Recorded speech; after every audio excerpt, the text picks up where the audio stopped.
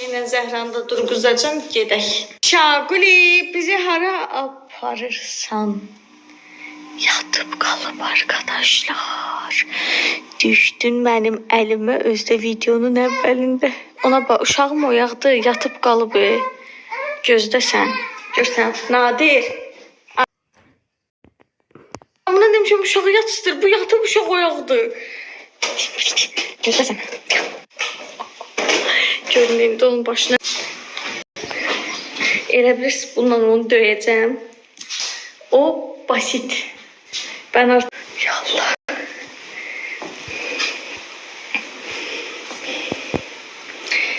Şehriyar, ay Şehriyar. Şehriyar dur, zəng geliblər. Dur aşkım.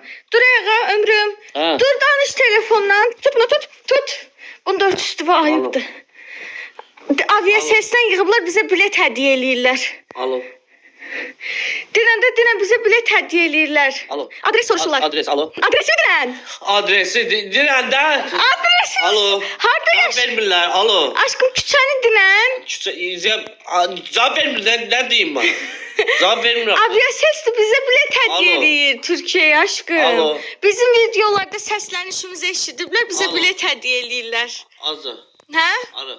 Türkiye'ye. Alo.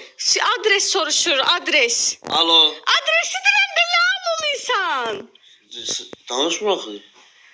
Danışma ki. Ne kışkırsın? Sen ucbatından... Danışma!